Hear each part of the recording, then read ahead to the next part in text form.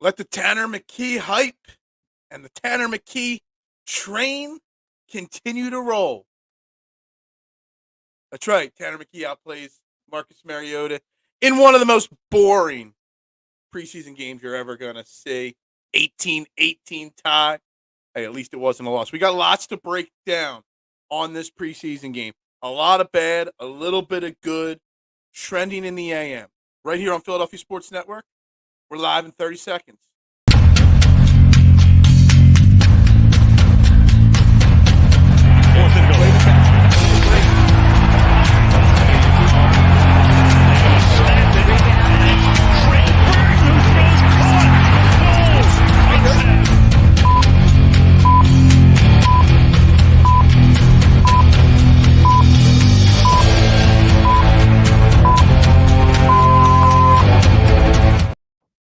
And a very good morning, everybody, and welcome to Trending in the AM right here on Philadelphia Sports Network. We're live, Facebook, Twitter, or X, or whatever, YouTube. You know the drill. Like, subscribe, follow, turn those notifications on. Because we got lots to dive into, and we want you here every single morning live. This has been a crazy great week here on Trending in the AM. A lot of new people, my core 12, lots of Eagles talk, a little bit of Sixers talk this week. And we're wrapping it up on Friday. And it's the only show you're going to listen to in Philadelphia where your opinions actually matter. You listen to the radio, you listen to the dial, your opinions don't matter. Your opinions matter to me and matter here. So we got lots to get into. Oh, my God, Davey. We got lots of Mariota talk to get into. Without a shadow of a doubt, we do. We got M. Gene. You know, the title of the show is Which Eagles Impressed the Most? I had to get the show set up before the game even started because I knew I wouldn't have time otherwise. And she says, nobody impressed. Davey's boy, Tanner McKee. There's a lot of Tanner McKee fans. What's he, number 10, Davey? You're going to start seeing Tanner McKee jerseys popping up at the link really, really soon. But anyway. Let's make sure we hit that like button, that subscribe button, that follow button on all platforms. I greatly appreciate that, guys. I am Phil Stiefel, if you did not know that already. I know my core 12 does. And, let's just start right there. You know, the Tanner McKee, Marcus Mariota conversation. Yeah, he's 10. That's what I thought. It's gonna be a fun topic to discuss over the next couple of weeks. Ugh. Then you got people saying, bring in Carson Wentz. Oh, my God. No. Marshall saying Nakobe Dean and Nolan Smith impressed last night. Absolutely. Nakobe Dean with a huge forced fumble on the goal line when the Browns were just marching down the field against Zach McPherson because that was the only guy they were targeting on that drive. And Nolan Smith, was in the backfield at least 3 times that I counted. He didn't get some sacks.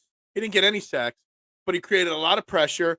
And so the one sack that they did have was a direct result of Nolan Smith's pressure on the quarterback.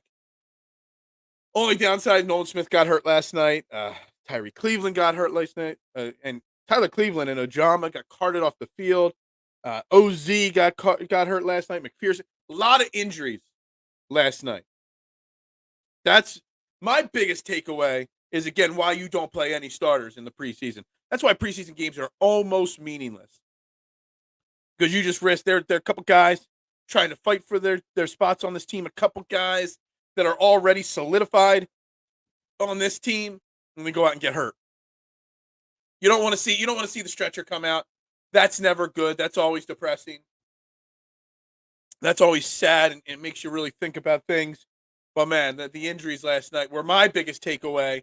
That just give me more joint practices in a more controlled environment. And you didn't hear many injuries coming out of those joint practices, but in the preseason game, it is. That kind of looked good as well last night in limited action. Yeah, I mean, we're gonna roll through each thing specifically, but we'll get through the comments as well. Zach Cunningham, Miles Jack both played very well last night. Christian Ellis had some really nice plays, but also made some mistakes and missed some tackles. Nicholas Morrow, remember, we were going over the 53-man roster yesterday and predictions, and I wrote down Dean, Reddick, Smith, and Ellis were locks. And then Jack Cunningham, Morrow, and Kyron Johnson, they're basically the guys fighting for the spots because Patrick Johnson will probably end up on PUP. Right now, your core four, Dean, Reddick, Smith, and Ellis make this team. Jack and Cunningham make this team, and they only keep 6 linebackers. I saw some good out of Cunningham. I saw some good out of Jack last night. But I'm telling you, if I'm Howie Roseman, one of the first things I'm doing today is not calling Carson Wentz and trying to find a new number 2 quarterback or number 3 quarterback. It's I need to find linebacker depth. Without a shadow of a doubt. That is my one biggest takeaway last night. We need more linebacker depth. Hell, there's a few other positions that we need more depth at. But Dean, Jack, Cunningham, and Ellis, because Reddick and Smith, even though they're linebackers, they're really not. Dean, Ellis, Jack, Cunningham are not enough. Nicholas Morrow cannot make this team and be impressed. He just can't. But Zach Cunningham looked good. Miles Jack was out there pretty late in the game. He came in sometime in the second quarter, and he pretty much was in and out of the lineup from the second quarter through the fourth quarter. So, those guys got a lot of work last night. What was a joke yesterday? Maybe a reality. McKee is better than Mariota. All right, so let's dive into that. Hold on one second, Tyron. We'll get back to that. I heard a lot of McPherson and Sidney Brown a lot. McPherson was targeted a lot last night. He looked so bad at first last night. He gained a little momentum, and then he got hurt. Sidney Brown was all over the field again. Sidney Brown might be the starting safety opposite of Reed Blankenship. There's a definite chance there. Got picked on early and often last night. I was ready to say Zach McPherson might not make this team at one point last night. Then he started to rebound a little bit. Mariota got paid $5,000, $1,000 for that. So to this Marcus Mariota, Tanner McKee thing. First off, let me preface this by saying, Tyrone, and everybody watching, we got already up to 15 people watching here. So make sure you're hitting that like button wherever you're watching. Tanner McKee and Marcus Mariota, there is no quarterback competition. Nick Sirianni said it last night. Bold and clear as possible. Marcus Mariota is our number 2 quarterback. What you have to look at, Marcus Mariota looked bad last night. There's no doubt about it. That overthrow to Calcaterra, a couple other bad passes. He looked terrible last night. He was, 9 of 17, 86 yards. 17 of those yards came on that one catch and run by Alamide Zarakias, and most of that was on OZ making a run. It was like a 2-yard pass. So really at like 70 yards passing. Marcus Mariota looked bad last night. Yeah, the Marcus Mariota, it was 10 feet over Calcaterra's head. He was overthrown on he overthrew so many passes. And there are guys that were playing with Marcus Mariota that are Calcaterra's trying to make a team. You can't impress when the ball's thrown 15 yards over your head. Mariota is trash. I don't know. Look, the thing with Marcus Mariota is, first and foremost, playing with a bunch of backups also.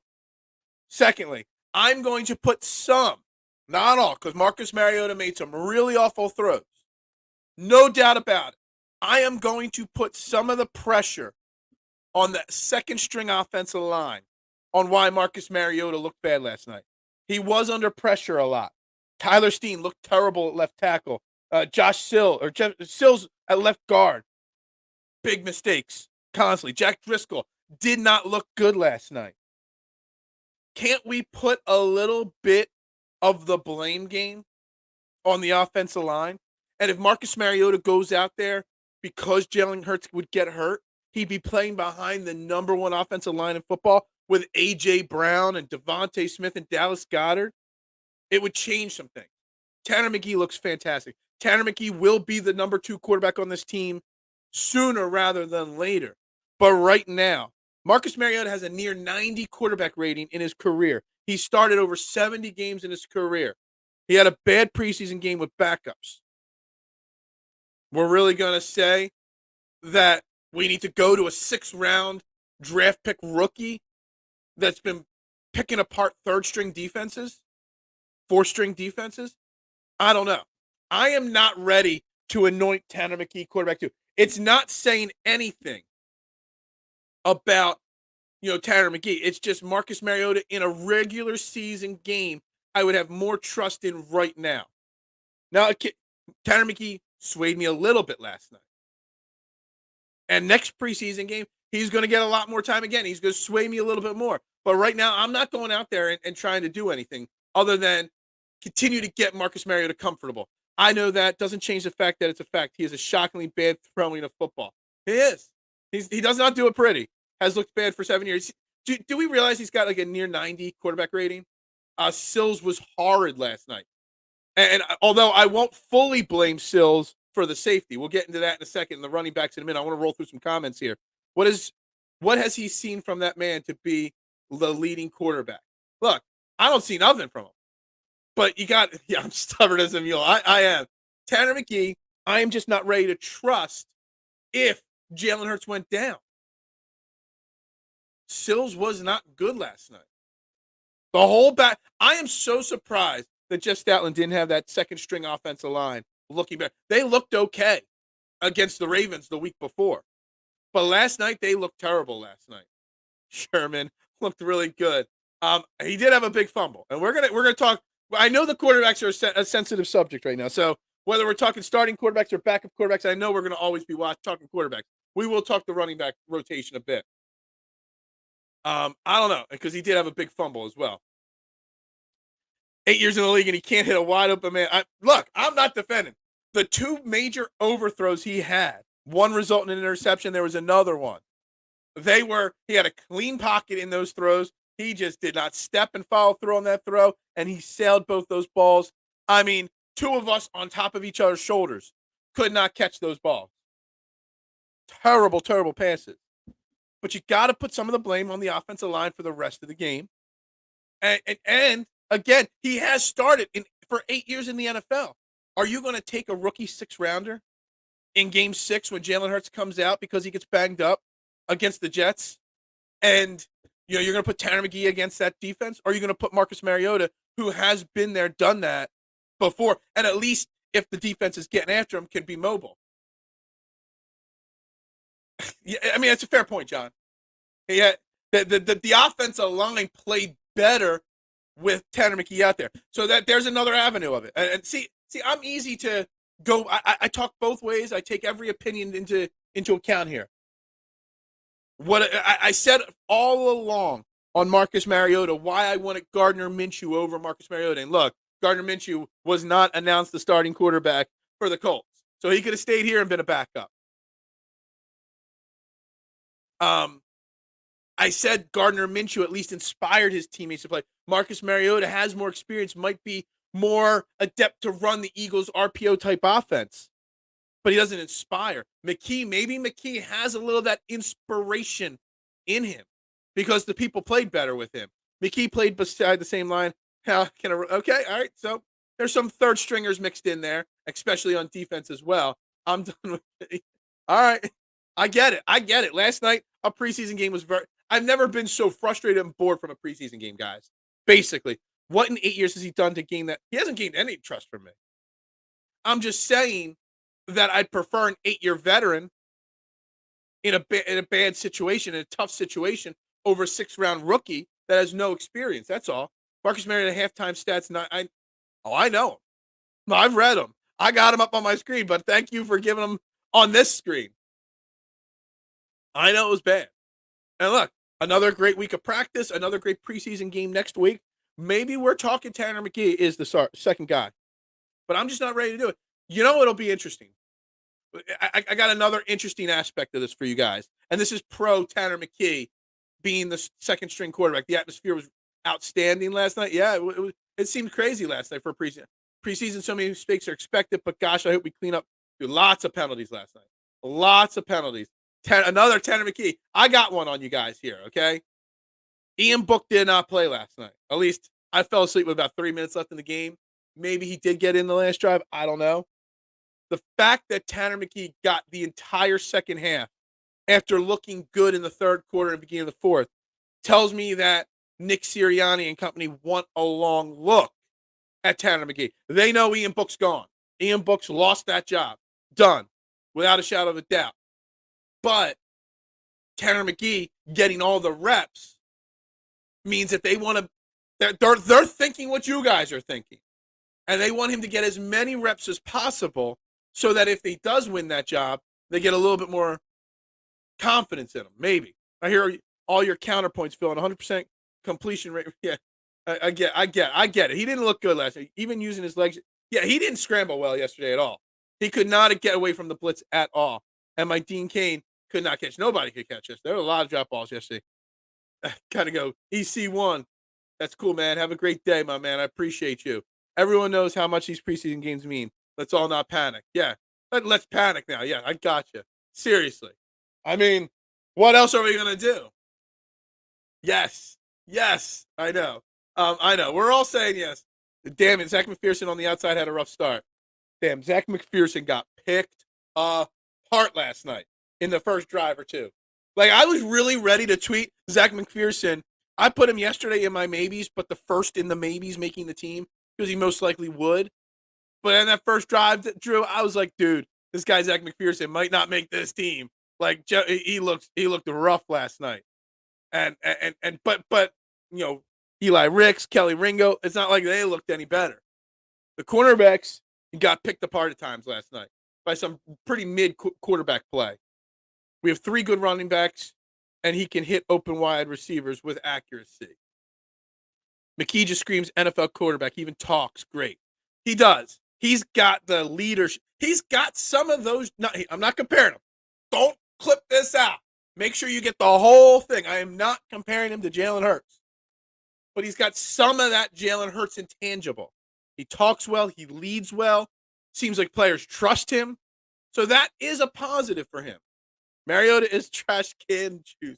I knew that. I figured today's show is just going to be an hour and 20 minutes of bashing Marcus Mariota, man. I just knew it. Maybe Mariota's heart just isn't there anymore. I mean, I watched like the first episode or 2 of that quarterback thing on Netflix. I just couldn't get into it. I was bored out of it. But man, when I saw Marcus Mariota on it, I'm like, dude, this guy's a drag.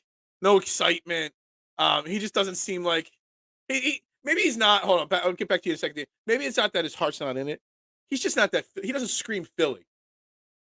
Philly tough. That is a thing. Philly tough. Philly personality. Jalen Hurts, Bryce Harper, they fit in with the personality of what Philadelphia screams. Marcus Mariota does not. McKee just screams quarterback. He even talks great pressers. Did you see anything that screams great backup? Dude was holding onto the ball and getting. Yeah, all right, guys. I know. He didn't look good last night. It was a preseason game, and his offensive line stunk. Jalen Hurts made a nice catch on the side. He did. I'm glad you caught that. Jalen Hurts had a nice catch. He had probably the best catch of the day for the Eagles. There was an Eagles linebacker in the third quarter that targeted and great tackle on. There was some good play. Some bad play, but some good play from the linebackers last night. Ellis had a couple really nice plays. He missed some tackles. Jack and Cunningham looked good. Nicholas Morrow, not so much though. Steven saying he looked accurate and decisive. McKee, I'm glad you threw the McKee that is in there, Steven, because otherwise people would have thought you were nuts thinking about Marcus Mariota. That's just another question I have. How do you feel about the play calling so far? Well, the play calling, it's tough because you're calling a very vanilla play calling. My thing I'm looking at is communication. Do the plays get in quick enough? And last week we had some delay of games. I know we had some penalties, some false starts, some late hits, some holdings and stuff like that. But see, I don't think we had any false starts last night. Correct me if I'm wrong. And that to me is a positive. On defense play calling, it seemed like the communication was there with Nakobe Dean out there. Nakobe Dean had that defense in the right spots. A lot of missed tackles last night. A lot of guys on roster bubbles last night missed tackles. And that is concerning. Not sure if it was mentioned here this morning, but does he? I don't know. I didn't watch the game last night. I'm not sure. As soon as Tyree fell, I was wincing. Can't believe the announcers didn't even realize. Dude, it was sad. I mean, a lot of injuries last night. Is there a point, Judlin, that we've got to eliminate preseason games altogether and just do more controlled joint practices? It's hard to panic when Eagles never play their starters. That's fine. I don't want to play. With all the injuries, we had 6 guys go down last night. I don't want anybody else getting hurt in these preseason games. Tyree Jackson, big catch. He did have a nice catch. I don't know if it's going to earn him a roster spot, but he had one nice catch last night. I meant spell you. Got to go. I'm staying. Even that Dean forced fumble looked like a missed tackle. Maybe. He made a nice play on the ball. He broke it up. Kayvon Wallace recovered it. If he doesn't fumble that ball yet, it probably turns into a missed tackle. That's a fair point. It's a fair point. Jeff, check it in. Not every backup quarterback is going to have the magic Nick Foles had. Exactly. They're backup quarterbacks for a reason. Goes down no matter who's there. Kiss the season. Exactly. And we missed 1 or 2 games of Jalen Hurts and Jeff. Jeff's only chiming in because he wants my WrestleMania ticket. Last night, 102.5, Fox the Gambler, my man, Sean Brace and John Jansen were giving away WrestleMania tickets here in Philly, and I won 2 tickets, and Jeff's only chiming in because he wants to be my +1. That is all. He's agreeing with me to an extent and commenting because he wants to be my +1 to WrestleMania. We got you, my man. I got you. Foles 2.0, Mick Foles. Oh, man. You guys love this quarterback controversy stuff. The run defense was struggling too. Yeah, I don't think the defense looked great. It didn't look bad, but it didn't look great. There were a lot of last night. We could talk all we want about Marcus Mariota, but last night we did not play a good game. It was an unprepared second and third string. What was Ringo thinking on that one pass? He couldn't track the ball. Are you talking about the one where he just stopped and looked at the ball go right into the wide receivers? Kellen Ringo and Eli Ricks, for as good as they played against the Ravens, both played like rookies last night. They made some plays, but they looked bad on some other plays for sure. Yeah, we almost traded everything for that guy. The trajectory of Eagles history will look so different if Marcus Mariota trade the hashtag do the deal would have happened. And yes, Fizzle C, a lot of bad tackling last night. Lots of bad tackling. I thought Mariota was good, led us to the promised land. Oh my God, how'd you feel about Trey Sermons? Trey Sermons. You can't when you're battling Steven for a roster spot, and Trey Sermons is one of those. Where's my right? When you've got DeAndre Swift and Gainwell, which I want to talk about Gainwell in a second. Penny, Sermons, Scott, all battling for 3 or 4 roster spots. Swift, Gainwell locks. So you got Penny, Sermons, Scott fighting for 1 or 2 spots. He had a great touchdown run. He had a nice catch out of the backfield. But then he had another catch out of the backfield where he made a fumble. Or was it a run that he fumbled on?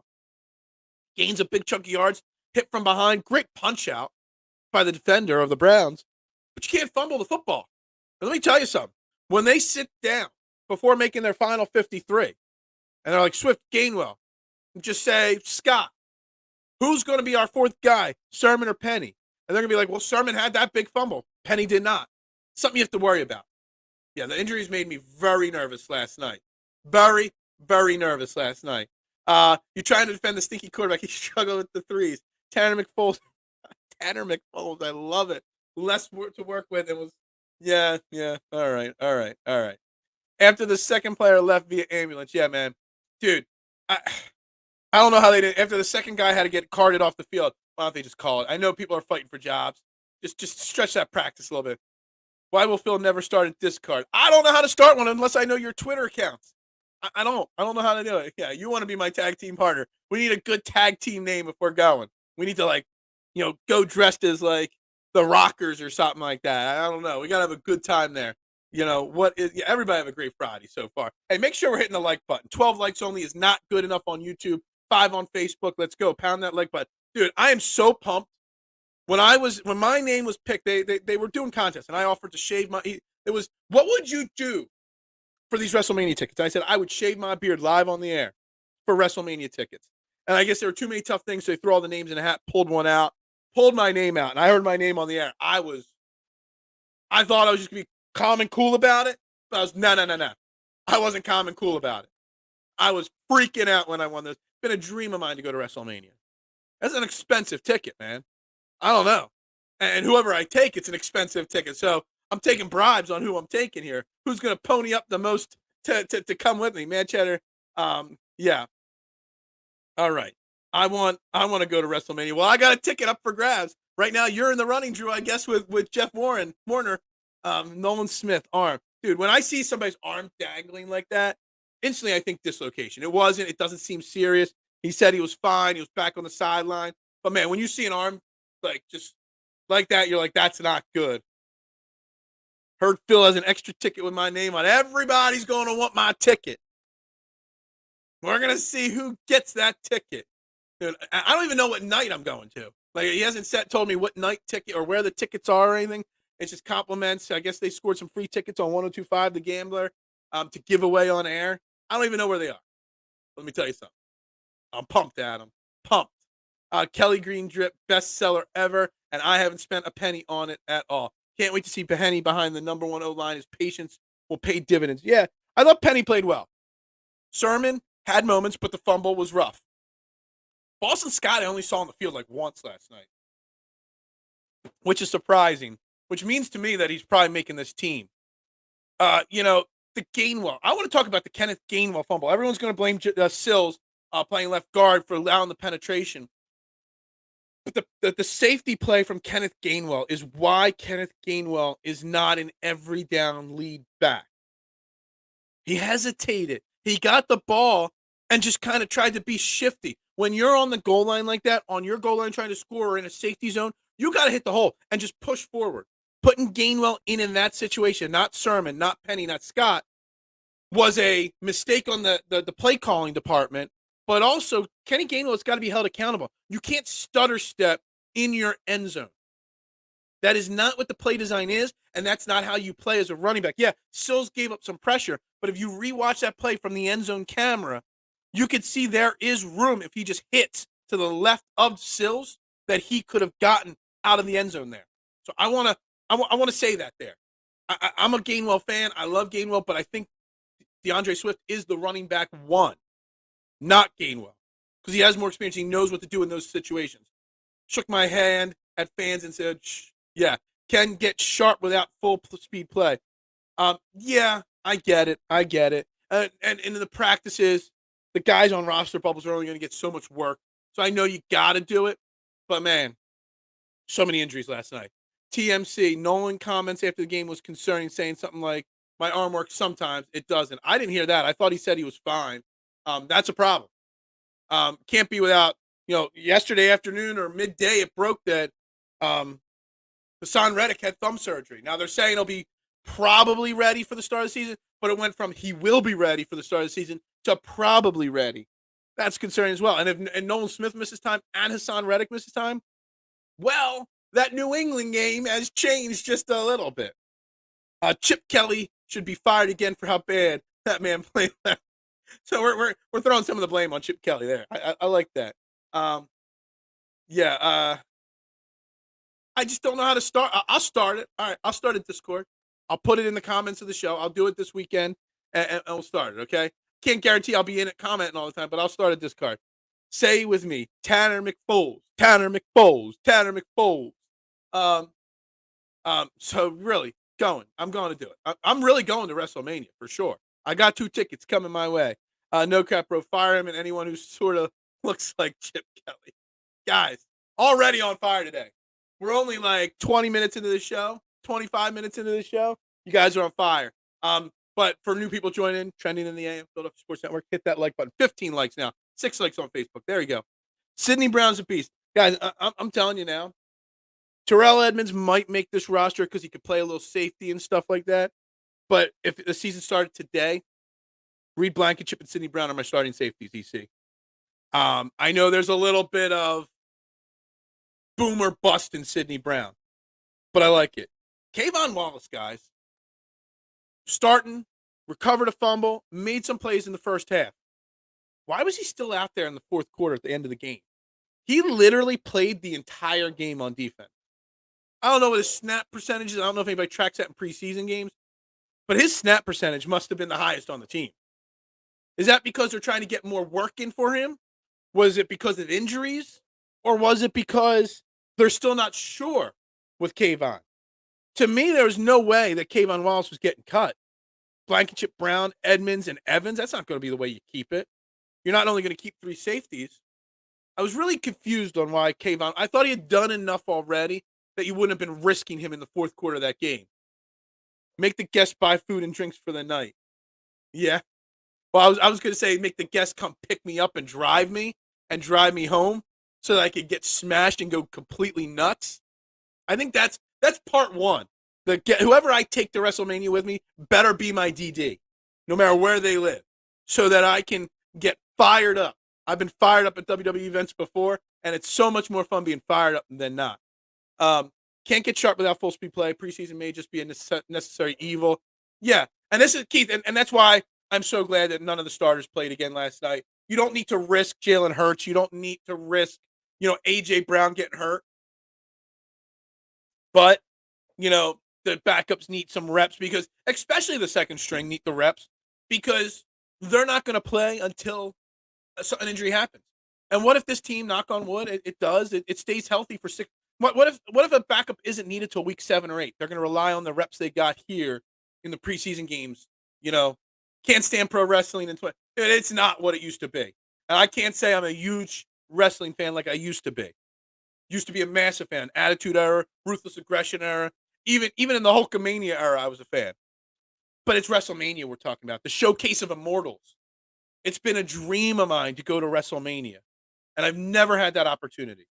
And the tickets are so expensive. I would never fork over $500, $600, $700, $800 for a ticket, for one ticket, plus everything else that goes into it. Like I just wouldn't do it, Davey. But it's a dream of mine to see it live, and that's right, for life. That's right. That's right. Facts being spewed all over. Nolan Smith was looking like Reddick last night before going down. Hopefully that translates. Look, Steven, like, you won't believe this. Somebody on Twitter tried to tell me that Nolan Smith looked terrible last night. I was complimenting Nolan Smith on how he got, I think it was like 3 times he had gotten in the backfield on the first couple drives or whatever. And they're like, but he didn't get at the quarterback and actually make the sack, so he stinks. Somebody legitimately tried to tell me that Nolan Smith stunk last night because he didn't actually complete the sack. There's a reason we track quarterback pressures, because quarterback pressures make a big difference on the throws. The one pressure, 2 other guys got a half a sack each on Nolan Smith. Anybody that criticizes Nolan Smith after last night can go scratch. Blackmail Polaroid. Maybe. I want to get Marcus Mariota on here. I'm going to get a Marcus Mariota fathead back there for all you guys, just to throw, so you guys can throw darts through the screen at him all the time. I have to rewatch the Gainwell goal line. I didn't see anything he could have done. Well, if you rewatch it from the camera angle behind the end zone, so looking at what the running back was looking at, Drew, look at it from that angle. As before he hesitates and jukes, if he would have just ran to the left edge behind left tackle Tyler Steen, there was a gap there where he could have gotten to like the 2-yard line or 3-yard line. But he hesitated, then Sills got pushed back, and then the safety happened. When you're on that goal line, you can't hesitate. You got to, boom, hit it. You see a spot and you hit it, and you just drive those legs. Move those legs. And try to get any push you can. But he didn't do that. He hesitated. Then the Sills pressure came, and then that's what happened. The line in New England went from 4. Oh, my God. Damn. That's what happens when Josh Reddick has a thumb surgery and Nolan Smith goes down in the preseason game. Man, too many people were betting the Patriots, so they had to drop that line. That's crazy. If you don't stop it will be, yeah, exactly. These are the guys, Eagles, I'm hoping to get. Yeah, exactly. Man, these comments, man. Jim, what's up? WrestleMania question. Which Philadelphia sports star shows up at WrestleMania and is part of the event? Kelsey. Dude, Kelsey better. Well, yeah, it's April, so the season's over. No baseball players will, because it's baseball season. It's a Saturday and Sunday. They play games. Sixers will be in season. Jason Kelsey will be shotgun and beers. Did anybody see Dave Spadaro try to talk to Gunther and Grayson Waller and whoever the other guy was, the NXT guy, Trick Williams, I think? Man, Spuds had no idea what he was talking about there.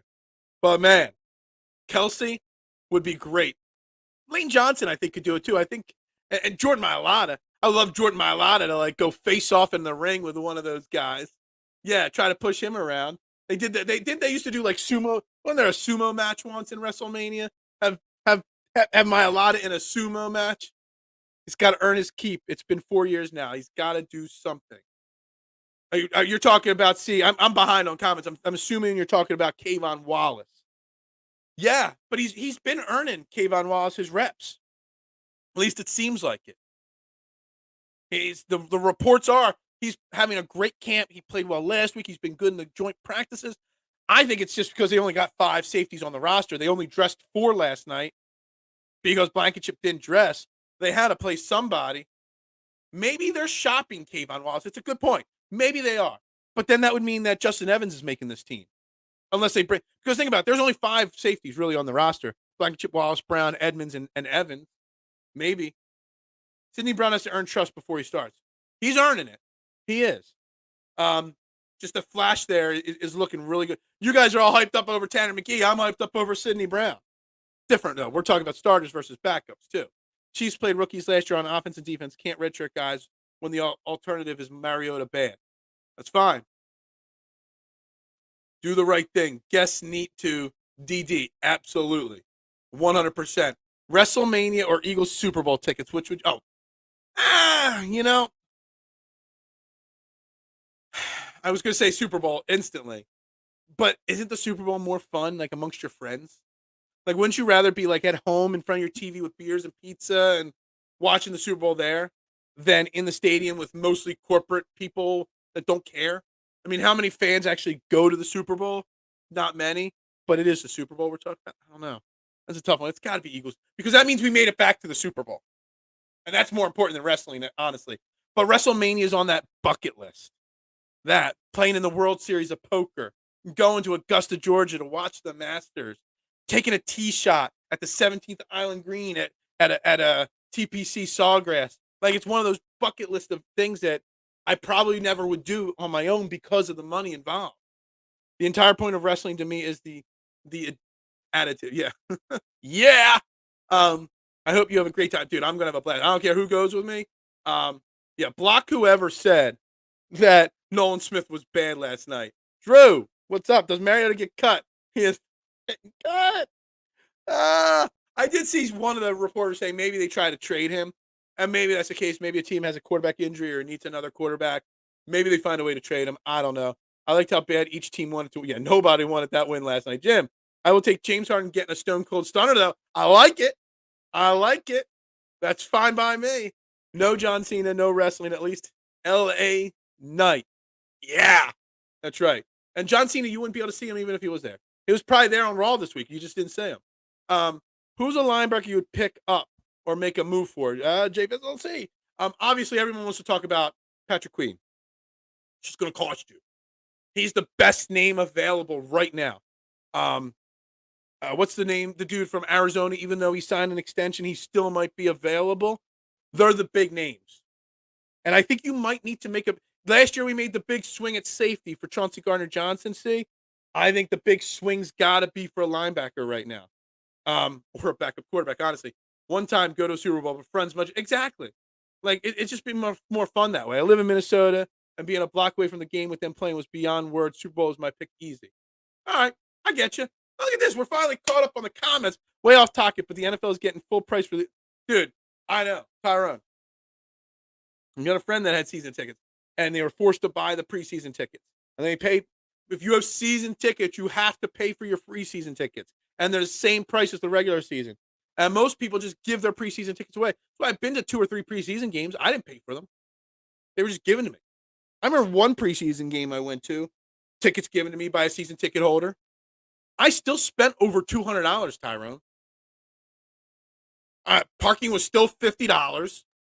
I had the guy I brought. It was somebody I knew well that was a Steelers preseason game, and he was from Pittsburgh originally. But I treat it because he couldn't afford to go to the game, and I'm like, I'll pay, I'll go. I bought his first beer. I bought myself a beer. We bought sandwiches. I spent $200 on food and parking. Insane. You would think preseason games, cut the price down a little bit, make it more accessible to those that can't go in the regular season. None of the season ticket holders want to go. So why not? Maybe make the price, maybe make it summertime, make it a family event. Make parking $20. Adam saying last night parking was $45 and food is outrageous. And he had, I'm sure, Adam, I'm sure you just paid for yourself, but I'm sure you spent all $100 last night. Easy. And that's if you didn't buy merchandise. That's if you didn't buy anything else. Man, make the preseason more affordable to the families in the summertime that can't go in the regular season. I bet you'd pack that stadium with young kids and families if you made it more affordable. Going WrestleMania night 1. Yeah, I don't know what night. Mitch, hold on, Mitch. Hold on. Let's see if I got a message. Now, he messaged me. to say congrats on winning, but he hasn't said what my tickets are. I don't know what night I'm going to. I'll find out at some point, and I'm pumped. If it's night one, we'll definitely link up there, Mitch, without a shadow of a doubt. Why are you paying full price to watch coaches? Exactly. Like, if anything, we can argue and disagree on Mariota or McKee. We can argue or disagree over all these players. But the fact that season ticket holders who already are dumping thousands and thousands of dollars to go to games are forced to pay this money? Ridiculous. Ridiculous. Summertime in the LBC. The possibility of the guys you're watching play will be the guy selling you a car in a month. Exactly. Like, I just don't understand. Make it more enjoyable, more excitable, more accessible.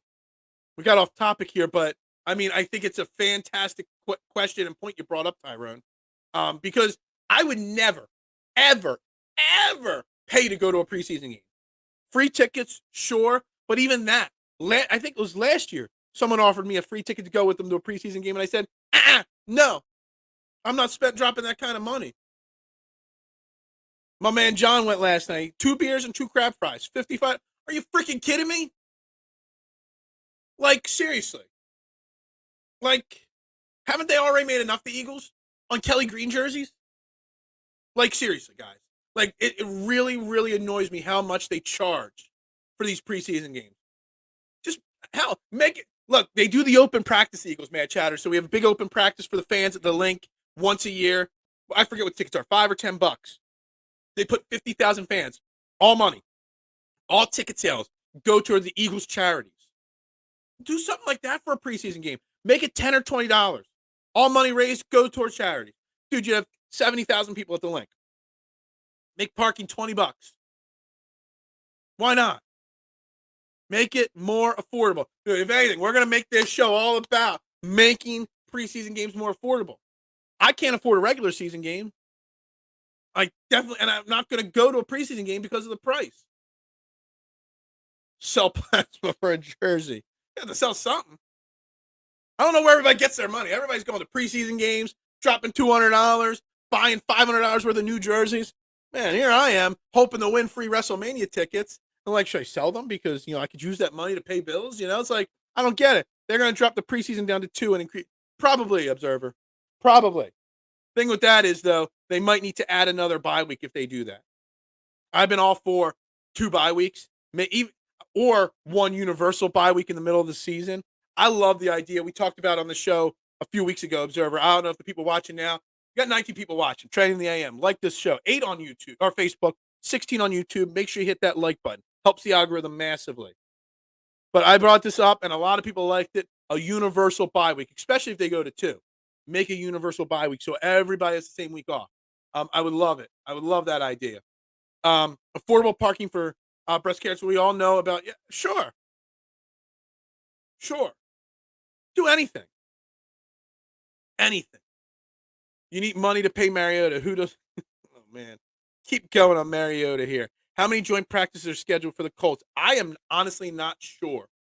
I know they have 1. It might be 2. It should be 2. Probably is 2. But we'll see. I have to check that schedule. I haven't even looked at next week yet. I think 2 bye weeks are needed now with 17 games. Helps with injuries, helps keep these guys fresh, help them keep them healthy before the playoffs. I want 3 byes and 18 games. 1 middle season universal. Sure. I'm okay with that. I mean, I don't know. I think 3 byes. Remember, whatever you got to do. I mean, we've brought it up on the show. I think Kyle's brought it up on the show before. I've seen it brought up on other shows before. Stretch the season long enough. So President's Day weekend is when the Super Bowl falls. So 90% of America is off on Monday for President's Day. So you get that day off after the Super Bowl, which everybody wants anyway. I mean, I wouldn't have the day off because I own a pizza shop, but that would be ideal. Then everybody can watch the Super Bowl. Everyone can stay up late. And then everybody can take the next day off from work. The productivity at work the day after the Super Bowl is not good. Productivity at schools, not good. Gardner just left to lose his spot to a rookie. Drew, I wanted to keep Gardner Minshew. I know he wanted a shot. That shot wasn't very likely, but he took his shot and he lost. But at least there's a chance if Anthony Richardson struggles there in Indy, that at least he gets some playing time at points throughout the season. Was there any third string player you feel made an impact to push for a practice squad spot? Oh man, maybe. Well, I would say Eli Ricks, who was fighting for a spot on the roster, solidified him being to the practice squad. I think some of these guys solidified themselves getting to the practice squad versus fighting for a roster spot. Tupelodu, who I thought was going practice squad, actually played really well last night. Sermon proved he's probably a practice squad guy with his fumble. I don't know if anybody like the Cleveland. You know, it's funny. We haven't talked wide receivers yet. Let me roll through some of these because Jay Fizzle. The wide receivers, I think, is something in this practice squad thing here, this conversation that I want to talk about. Let me roll through a few more questions. Saints like getting booed or cheered at the link, Nick. Isn't the game in Indy, Mitch? It's at home. I didn't know. I thought the game was on the road next week. But it doesn't matter. He's not loved. He's not hated. I love that idea. Universal bye week. Phil for commissioner. That's right. Free WrestleMania tickets for everybody if I'm the commissioner. I love the Thursday, Friday, Saturday, and a few Sunday and Monday night football game. Everyone should be, yeah, absolutely. Make a universal bye week and have all the All-American players from college play in an All-Star game that week. Yeah, there you go. That works. Tyree Jackson, big catch, sure. Mitch, ask that same question about wide receivers are so bad, bro. Let's talk wide receivers. We'll get back observer to Ringo in a second, but I want to talk about this. It says one joint practice, Colts Tuesday before the game Friday. Okay, so there's your answer, Tyrone. Adam, thank you for the research. One joint practice. So wide receivers. This is part of Judlin here, and also was it Jay Fizzle? I think said it on the practice squad there. These wide receivers last night. Obviously, A.J. Brown, Devontae Smith, they're our guys. No doubt about it. Quez Watkins been injured. Probably the guy. OZ got hurt. We'll have to see what his injury is like, how serious. But he solidified that number 4 spot. Britton Covey. I saw people talking last night. I've been talking about Britton Covey. Not a lock to make this team because of his injury for a few weeks now. Some other people are talking about it. Tyler Cleveland, carted off the field, was looking good, but not special. Nagata, Paul Turner camp syndrome kind of guy. Nothing special. Who's the other guy? Number 43, who I thought was Darren Sproles. Like, I just don't think there was anything special. There is a room for 1 or 2 guys in this wide receiver group to make this team. But Cleveland, Nagata, neither of them did anything good enough. Yes, they weren't bad, but none of them did anything to earn a roster spot. They proved last night, whether he got hurt or not, take the injury out of the equation for Cleveland, that none of them are good enough to make the 53-man roster. That all our wide receivers outside of OZ that played last night are practice squad level. I said linebacker better be one of Howie's phone calls today. Find another linebacker. It was the 20th when we traded for Chauncey Gardner-Johnson. So that means by Monday, if we match that up, maybe he makes a move. But I really, truly think the Eagles need to go out and find a veteran wide receiver. Jarvis Landry's still out there. He could be a number 5 wide receiver on this team. I don't know who else is out there. We'll see who gets cut. We'll see if any trades can be made. But, man, there's got to be a veteran guy to be that 5th or 6th wide receiver better than Cleveland, Nagata, or Covey.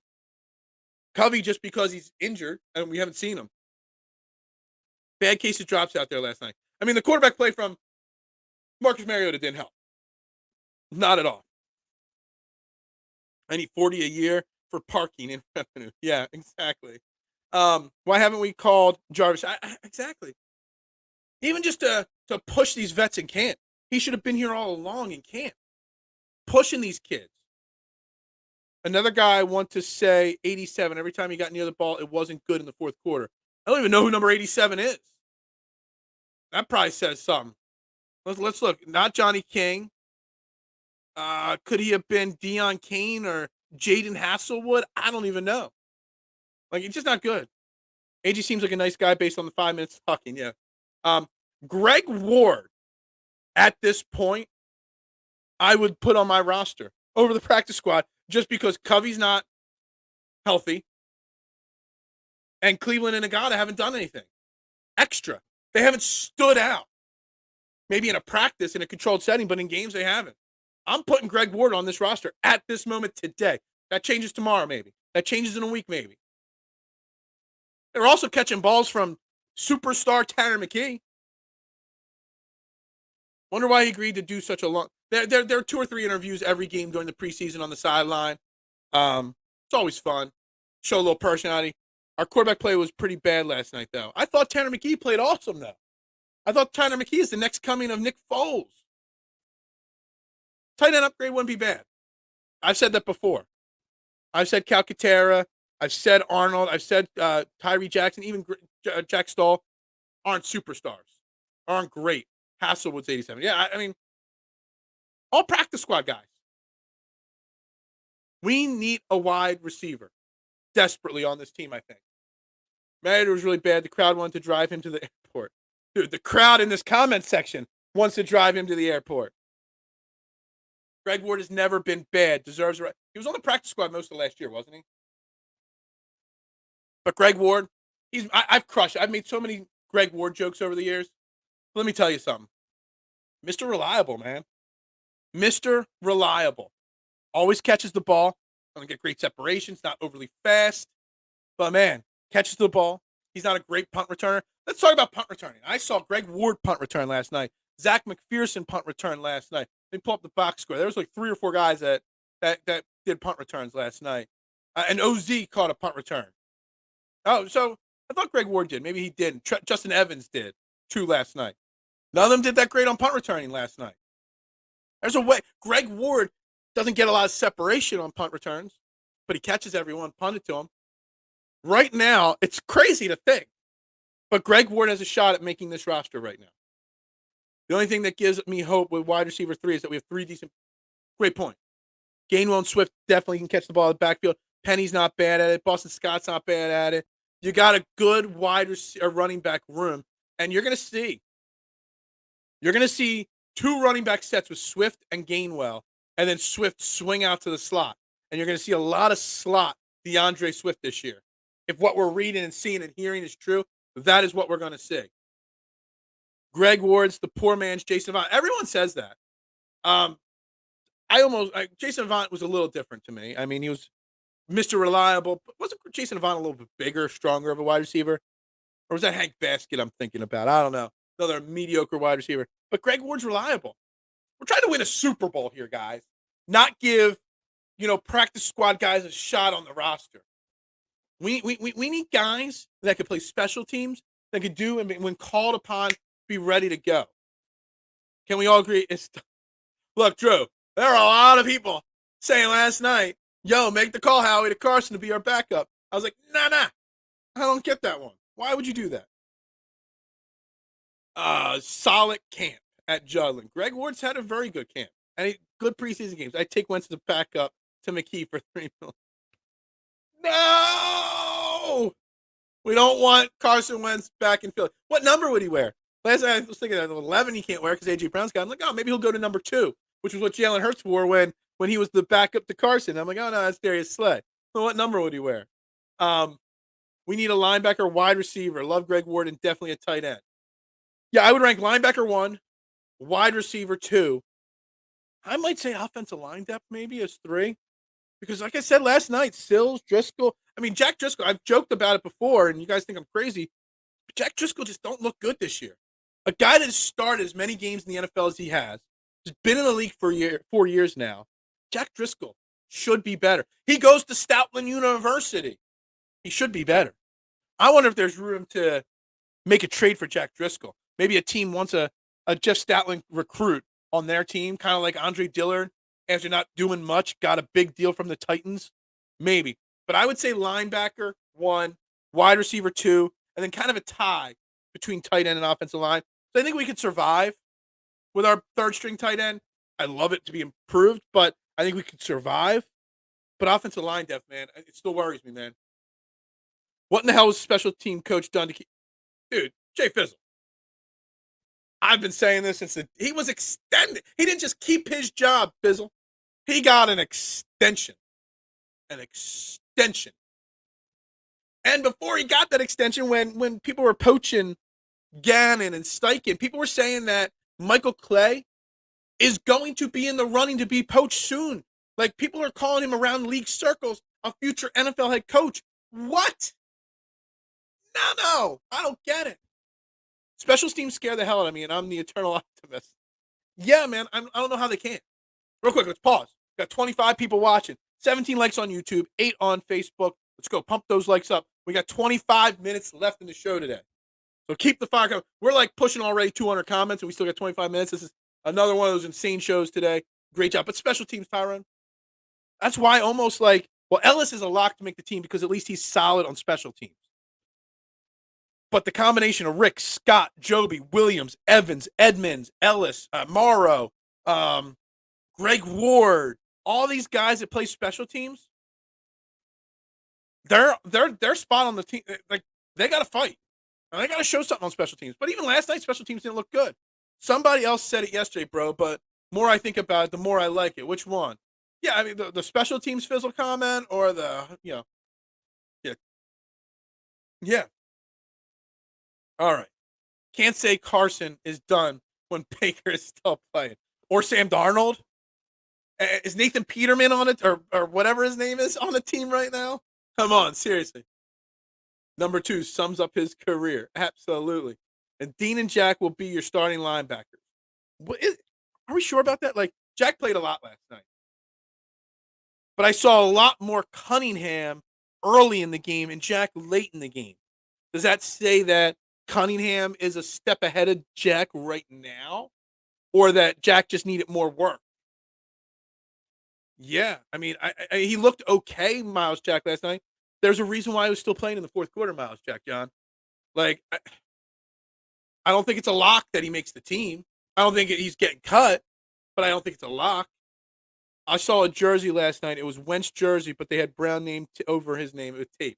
See a lot of that stuff. There are people pulling the stitching out. Me, I just saved my Wentz stuff because someday, Adam, in a far, far away land, distant time zone from now, maybe in another multiverse, there will be a time where we will remember fondly Carson Wentz leading us to the Super Bowl. Because we do not make the Super Bowl without Carson Wentz on that team. And it will be okay to wear Carson Wentz gear again 10, 20 years from now. I guarantee it. And I will. He's got some deep secrets in his pocket because it can't be. Maybe. Special team is a dying part of the game. That is true. And maybe teams are, that's why some teams have bad special teams because it just doesn't matter. What about Jake Elliott? 56-yard field goal last night. Definitely the ace of our special teams right there. Bills play Saturday. Maybe for you, I'll watch a little bit. Yeah, Baker's not a good quarterback anymore. Getting a forced fumble on the goal line is pretty difficult. Dean cut right in the backfield to make that play. Yeah, you just saw, and there was another play before that, I believe it was, where he just burst to the backfield there. He's got that burst. He reads the line, and he hits the hole and stops the running back very quickly. He looked a little slow in pass coverage, in my opinion. On 1 or 2 plays I saw him drop back, and I thought the tight end had a little bit of separation on him. Not even each play went in his direction, but when Nakobe Dean in that first quarter was out there, I had my eye on Nakobe Dean every play, and he looked good. He looked like a guy that hasn't played a lot lately, but he had some burst, and he had some work. I just think he needs to get back up to game speed. Nathan Peterman, that's the guy. And he's the backup for the Bears. Didn't he throw like 97 interceptions in one game? Like, seriously. Like, the guy stinks. Phil, I meant Jack D, the lineman. Oh, Jack Driscoll. Well, Miles Jack didn't look good either. Jack Driscoll looked bad last night. I can't believe a guy with his experience is that bad. Like, seriously. Like, I said it that he wasn't a lock to make this team. I said when I was looking at it, that Kelly, Andrews, Toss, Sills, and Driscoll were all fighting for the last 2 or 3 spots. Kelly and Andrews didn't look bad. He didn't look good. Sills looked awful last night. Like, Opeta was okay, but not great, and I had him as a lock. Like, I don't know who makes this team on the offensive line. That's why I put that up there right after linebacker and wide receiver as a depth issue that we might need to address. Wondering, what do you do with my Wentz jersey? You just convinced me to keep. I say keep it. 5, 10 years from now, you can wear that. I still wear my Jimmy Butler Sixers jersey. I get crushed for it, but I still do. Yes, during nuclear winter, we can burn his. Oh my God, I hate the burning of jerseys. You spend $200 on a jersey, and then he leaves your team, so you burn it. Hell, at least donate it to Goodwill. Do something with it. Send it to a poor family in South Africa somewhere that needs clothing. Someone will wear it. Ellis looks pretty good. He had more positive plays, Kyle, than negative plays. There were one or two missed tackles I saw from him, but I think Ellis is leaps and bounds ahead of Nicholas Morrow in making the team, especially because he's such a special teams player. We keep saying these great special teams aces, even though we have a bad special teams. You know what it is. But Ellis, in my opinion, at this point, is one of the four lock linebackers after last night between Dean, Reddick, Smith, and Ellis. I think everybody else is fighting for a spot. That's why we need to address this position. We still need the punt teams to be decent, and they haven't been in years. Dude, I can't believe that neither Sippos or Legatron have done anything decent. Like, one of them needs to win this punt job, but no one wants to. It's not good. Legatron did all the punting last night. He had 5 punts for a combined average of 39.8 yards per punt. His longest punt was 44 yards last night. It's not good enough. That's part of the problem with special teams coverages is the hang time with your punt. Like, Sippos wasn't great last year. Who was the other guy we had last year? They weren't good. So your special teams can't cover well if the hang time's 3-9, 4-1, 4-2.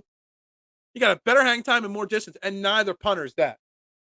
So maybe I put punter in our list of things that we've got to look into over the next couple weeks. Okay, Mariota is good. Talk trash about Peterson. It's MVP. Rodney MVP. Burning jersey really stinks in the NFL. Yeah, dude, I just don't like it. I'm getting Brown put over his name. Don't rip his name off. Just like duct tape Brown on it. So you can pull the duct tape off when it's okay to wear the Wentz again. Dude, punting was so bad yesterday. This guy's got a nickname of Legatron. He averaged 39.8 yards per punt. Not good enough. Definitely got to do it. We're coming down to the final 18 minutes here on the show today, guys. Keep those comments rolling in. Does not Barnett make the roster? At this point, I don't know. Remember, 9 or 10 defensive linemen. Brandon Graham, Jalen Carter, Jordan Davis, Milton Williams, Fletcher Cox, Josh Sweat. That's 6 locks right there. You got Dirk Barnett. You got Street, who played a little bit last night. Okay. Ojuma. Hopefully he's okay. But he was kind of trending in the direction to make the team. But now, who knows with the injury? Tupelotu played great. Janoris Robinson played okay last night. So 6 guys. You keep a couple more. I don't know if Ojuma's good. Maybe Ojuma, Tupelotu. That puts you at 8. Maybe Dirk Barnett makes the team. If he does, if he makes the team, he's going to be like that 52nd or 50th. All right, we got 1 roster spot left. All right, we'll go with Dirk Barnett because of the money. With the O-line, we can get decent play out of any of these guys with who they'll be. It's a great point, Tyrone. Great point. Tyler Steen, Josh Sills, Jack Driscoll together as an offensive line combo with Josh Andrews, and I forget who else started last night. It's a mid offensive line. But if just one guy goes down, just say Lane Johnson goes down and Driscoll fills in at right tackle. He's got, well, maybe that's a bad example. Maybe Jordan Mailata goes down. Then Tyler Steen goes in. He's got Landon Dickerson next to him. Not Josh Sills. Who they play with. Somebody's got to fill in at left or right guard. Cam Jurgens goes down. Steen goes in. He's got Lane Johnson on one side, Jason Kelsey on the other. Makes a big difference. It's a fantastic point. You're such a smart, well thought out comments whenever you put something on the screen, Tyrone. I love it. I know a better way how to destroy a jersey than burning it. And you just don't burn it. You just don't destroy it. Both punters were bums last year. Yeah, it was Sippos, and when Sippos went down, I forget, we got the guy from the Titans. My man, Drew. 5 more minutes overtime. Desai blitzing seemed often. It did. There was, so we just went from 15 minutes left to 20 minutes left on the show, thanks to my man Drew here. Desai, it was interesting because it's funny. Let's leave this comment up here, not just because of the super chat, which I greatly appreciate, but because I think it's interesting. The rumors were on Sean Desai is he doesn't blitz more than Jonathan Gannon, but he has more creative blitzes and more effective blitz packages. I don't know if he blitzed more last night. I think our guys got good pressure on a bad backup Cleveland Browns offensive line, but his blitzing was timed right. It really was. I will say on Sean Desai, played a couple times on 3rd and long. He played some of those soft zone coverages. They got a couple first downs against us. Why can't a team pressure on 3rd and 13, or have their guys play on the inside of the first down marker instead of the outside of the first down marker? You heard. My guys on the broadcast last night. There was 1/3 and 13. They dumped off. This guy's going to get the first down, and he ran right through the defense. I want to see more on that. But also, when you've got Nolan Smith, Josh Reddick out there, Josh Sweat, they'll be able to get more pressure with the front 5 in those situations. I just thought it was a more creative blitz package instead of anything else. Don't get excited about the blitzing. It's the preseason. It was very vanilla, but it was timed right. Not excited. I thought it was noticeable. I thought it was good timing.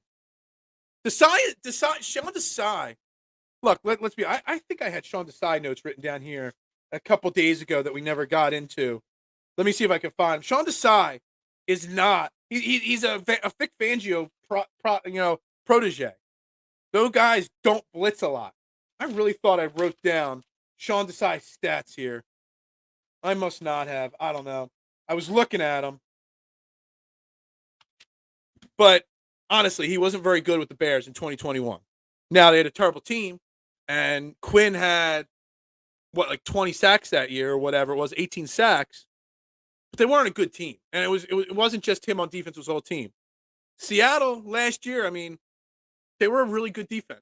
They had really good pass defense, but really bad run defense, or vice versa. That's right. Shout out to my man, Drew. I greatly appreciate it.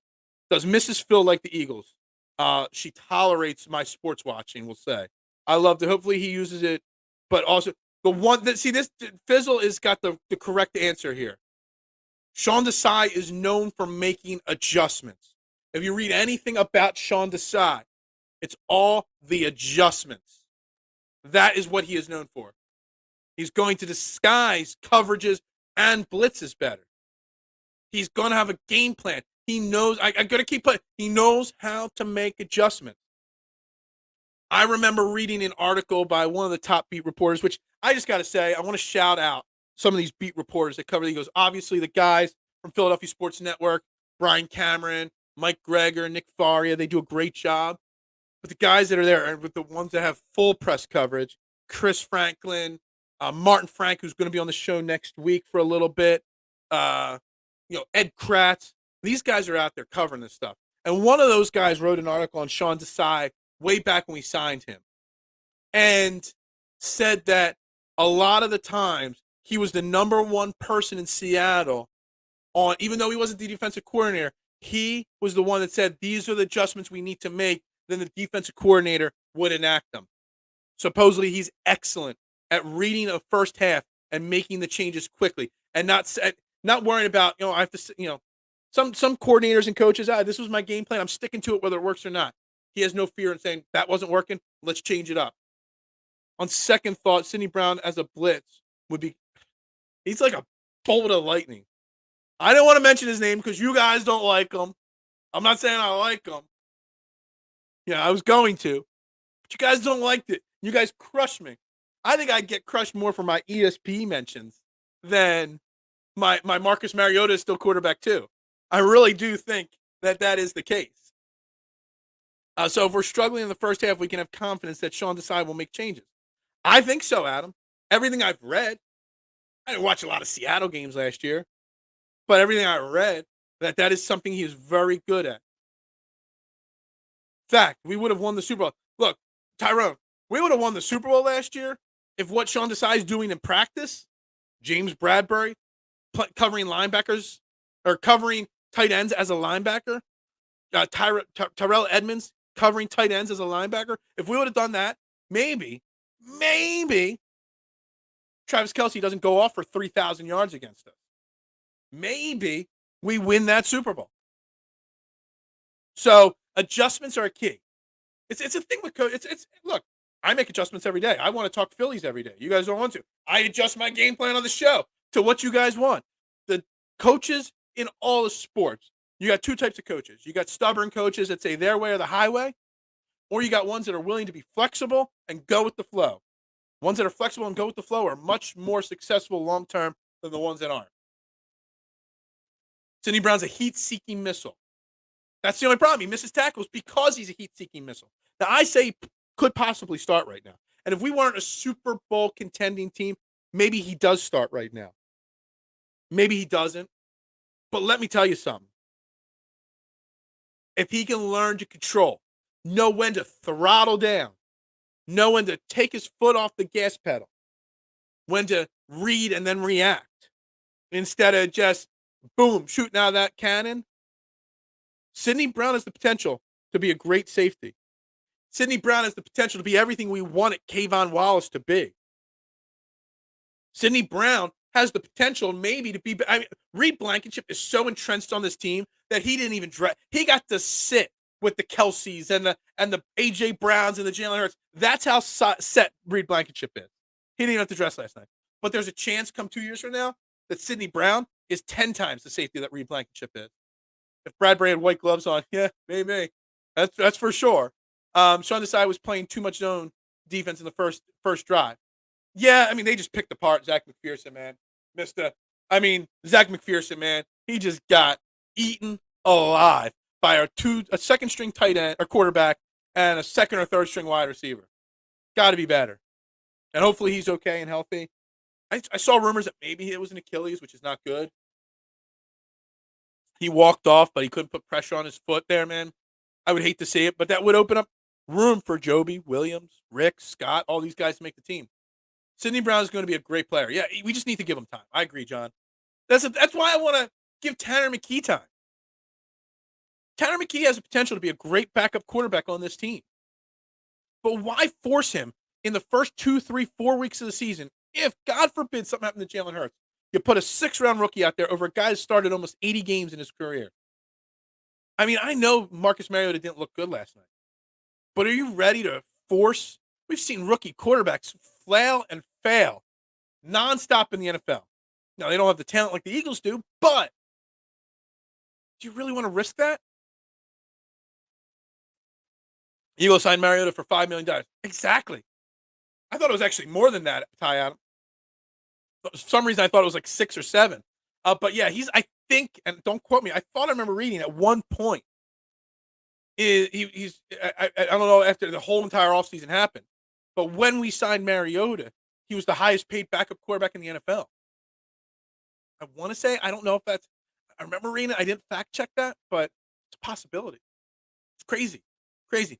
Zach McPherson is a victim. He was victimized last night on that first drive, man.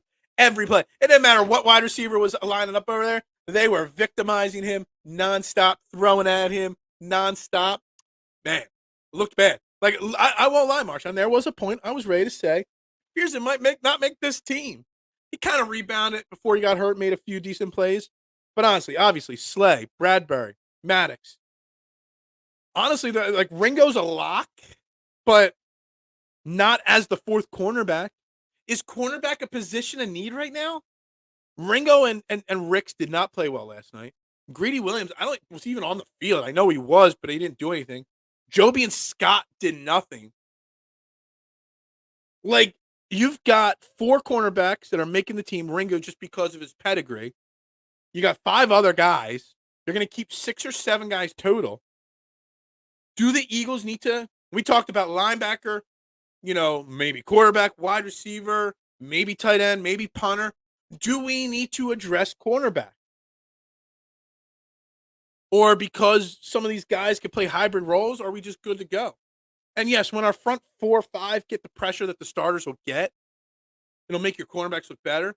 But if James Bradbury goes down or Darius Slay misses some time, Maddox misses time all the time, are we really going to be happy with? Are we really ready and prepared to put a Super Bowl team's life in the hands of Eli Ricks or Greedy Williams or Josh Joby? Are we ready for that? And I don't know.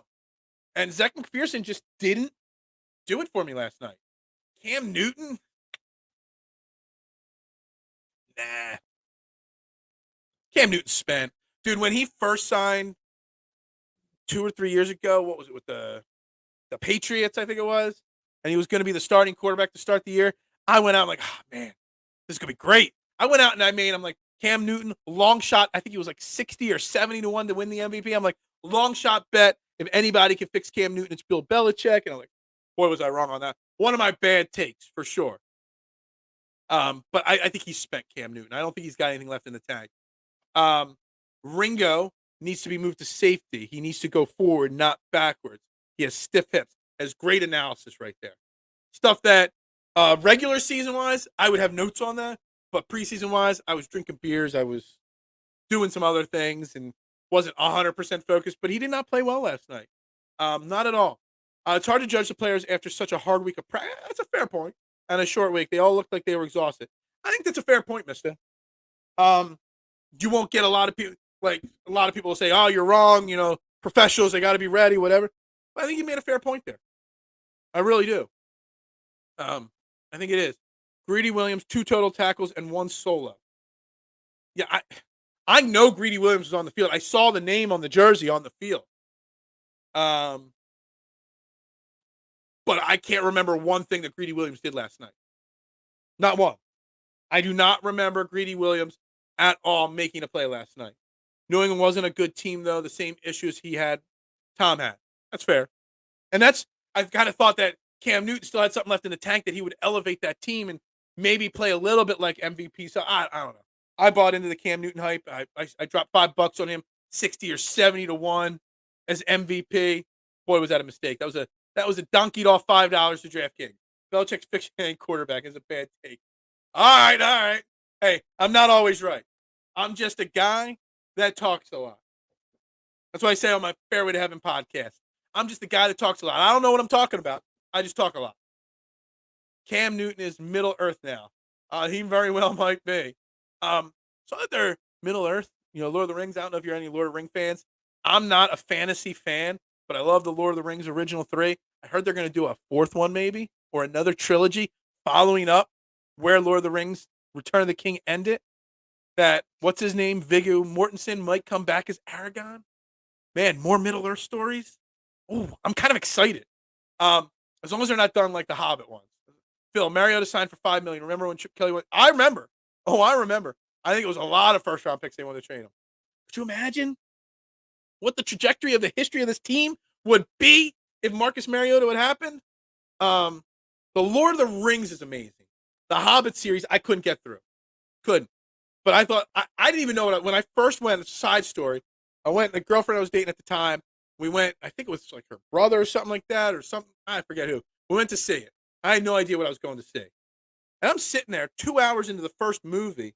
I'm looking at my watch. I'm like, how are they going to end this story in the next 30 minutes? And it's like 3 hours into the movie. I'm like, how are they ending this story? How long am I going to be here? Then all of a sudden the credits start rolling as they're just walking and the story doesn't end. I'm like, holy crap. Like, what the hell did I just watch? A movie with no ending? Had no idea it was a trilogy. Good morning, fam. At work today, but hey, yeah.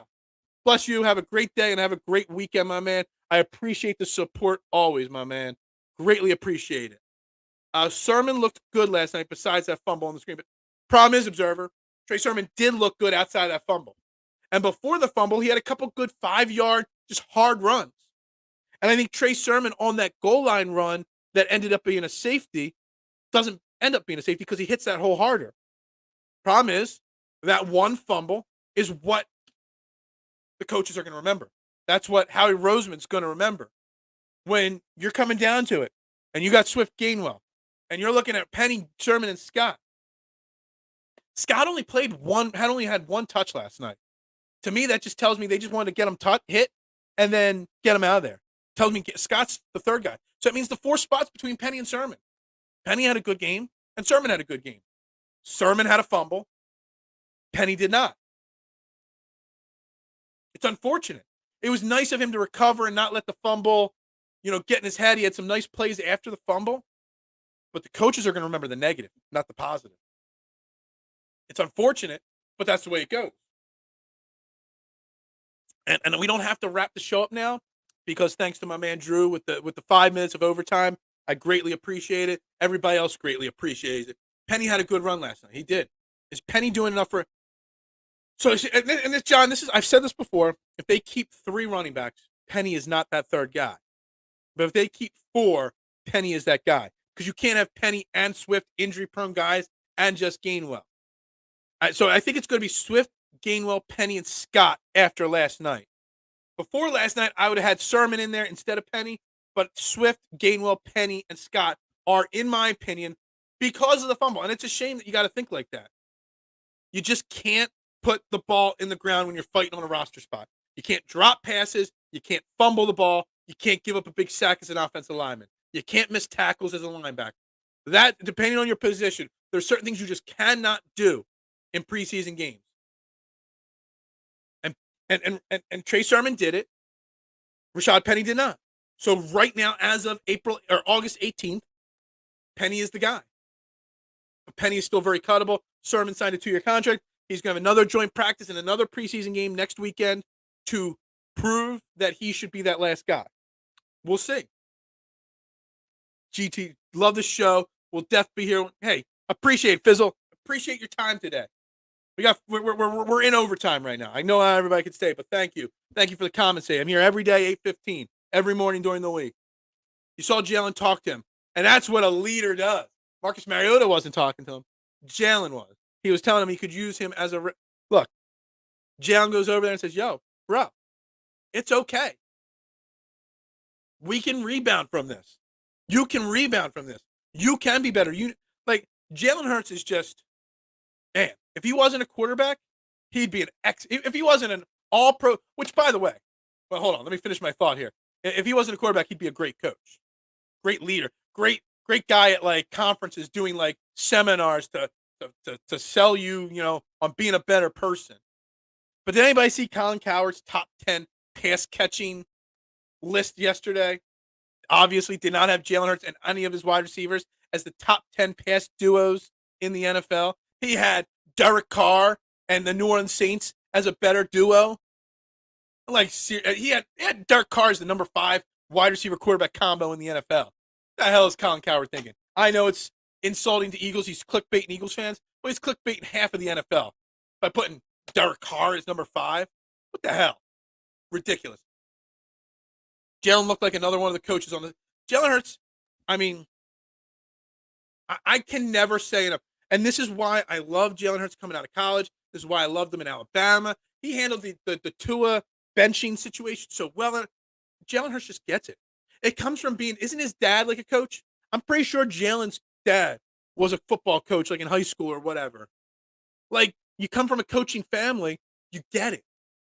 You get how to help your teammates out. By the way, Mariota did talk to Sermon to me. Oh, I did not see that. Hey, we got one for Mariota here. There we go. Yeah, absolutely. Crazy no Eagles on that. Colin Cowherd's a toy. Terrible. He was damn Derek Carr and Chris Olave. Exactly. Trey Sermon is the running back equivalent of Nah Brown. Great in training camp. Probably. And so was Tyree Jackson, right? Also fell asleep on the rings. I know I'm late. I was chasing the kids.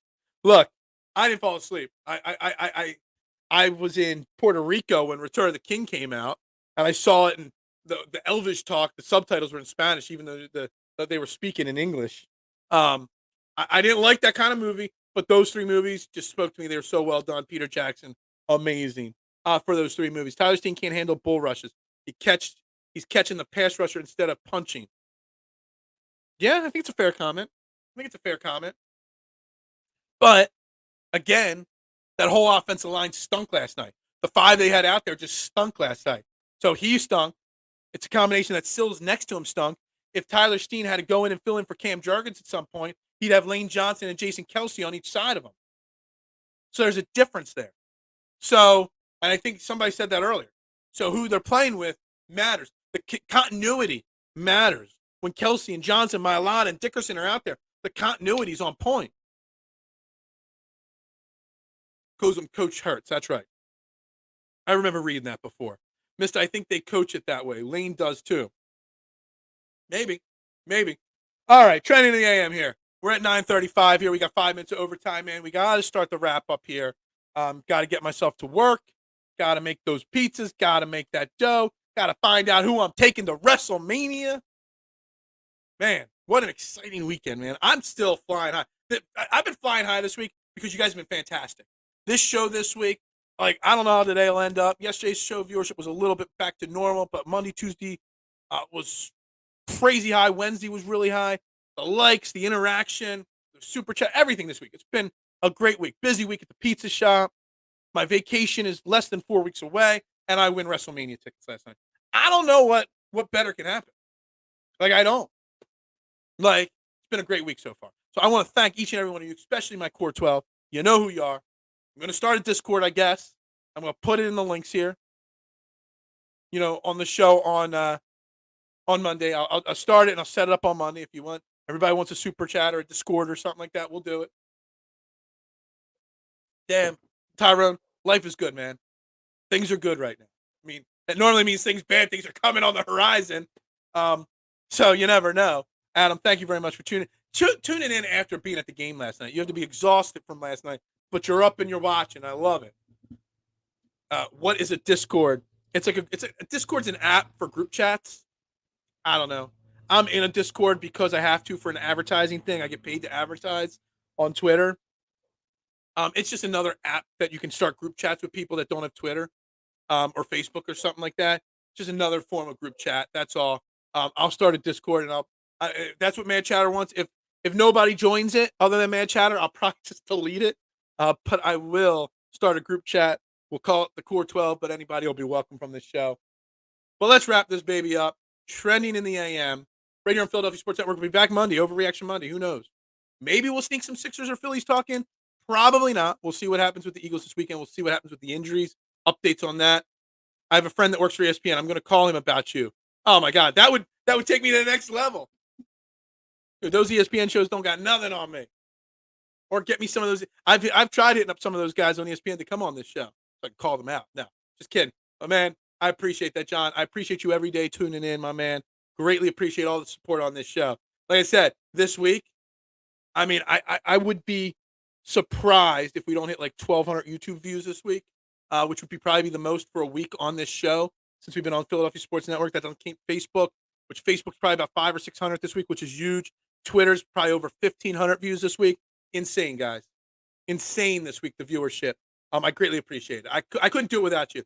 Yeah, ESPN. And just so you know, if I ever make it big time, guys, Core 12 will still always be a part of me. The Core 12 will always be most important to me. The Core 12, I will never sell out. Like, if somebody wants to pay me, sure. But I will always keep the same style. I'm on my fourth network in 3.5 years of doing this. Philadelphia Sports Network's the biggest network I've done. But I've never changed. I've done the show the same way every time for over 3 years now. So anyway, let's wrap this up. Everybody have a great weekend. Enjoy it. It's going to be nice and cool. ESPN, that's like a management job. Makes you closer to the door. Yeah, probably. Yeah, they would try to control me too much, ESPN. So it would have to be in the contract. They can't control me.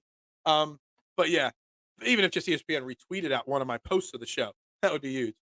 Anyway, everybody have a great day, my man. Everybody enjoy your weekend. Trending in the AM right here on Philadelphia Sports Network. I am Phil Stiefel. Yo, deuces out and go Birds.